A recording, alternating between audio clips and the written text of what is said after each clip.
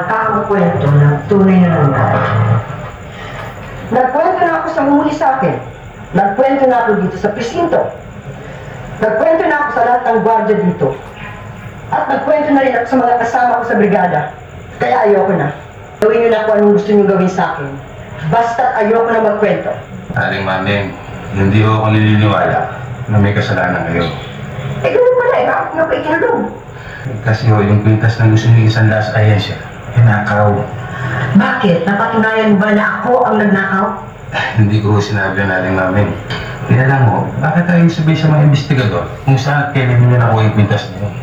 At gusto mo pa ako mag-chuchu? Kung ganun eh, wala na akong magagawa. Gusto mo nga kayo tulungan. Lamang eh, hindi kasalanan nasa laya. Samantalang kayo, maaari kayo masentensya. Siguro mga 2 taon din ang bubunuhin niya. Eh, Sargento, ano ba talagang gusto niyo sa akin? Gusto kong malaman kung saan nila nakuha yung kwintas. Napakahirap naman yung pinagagawa ninyo sa akin eh. Kapag malaman ito ni Romy, Romy? Romy Tari ba? Aling Mami, maawa kayo sa sarili ninyo.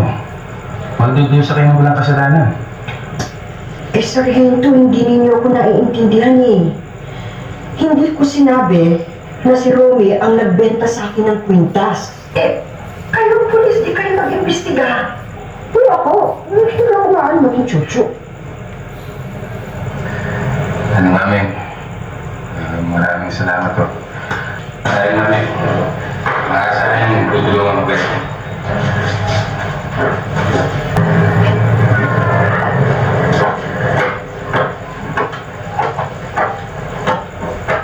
Pwede yung pumili ng gamot. Dali mo yung bata kay Dr. San Pedro, ha? Sabi yung pangalan ko at malaki yung tanulog sa akin nun eh. Maraming harap mo, Pepe. Oo, maintindihan yun. Sige, siguro na yung bili mo ng gamot siya, ha? Pati mo, para siguro na ito, bigyan mo kay Macy siya. O, sige, sige na. Tuloy naman kami. Salamat po. Wala naman. Kung hindi lang niyo ako pinigilan, talaga sasabangan ko na eh. Sobra ginagawang pagkantyo kay Pepe. Patalain mo ba naman yung dosong kit ni Pepe? Pan-display lang. Pati po kayong gawa ng gawa. Kaya ngayon si Pepe, bakit hindi nyo sa kanya sabihin? Talaga sasabihin ko.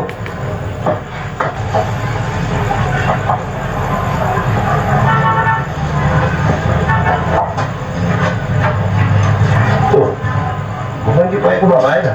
Ang asid na mukha niyo. Pero si Vic, konti ka lang mapawal. Bakit? Sobra ang yabang ng mga taga-kabila eh.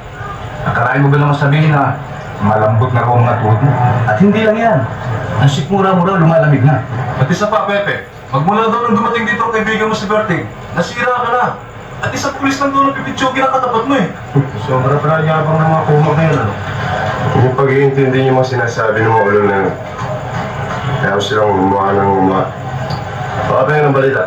Pero hindi, si Dating Alimasag. Gusto magpasiklab sa pitong gatang. Wala yun. Anong balita kay Chopal? Ganun din, Pepe. Kontratuhin yung mga trabador niya para mga pusabos. Sabi ko pa ng dala yun.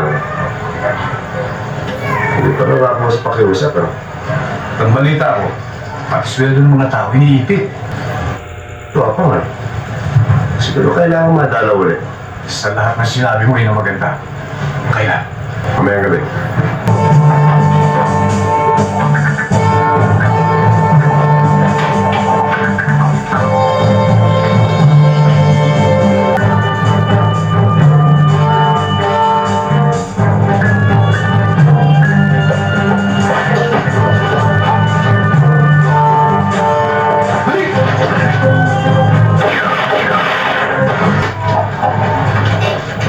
Tidiyak mo bang hindi grabe nangyari kay Tots?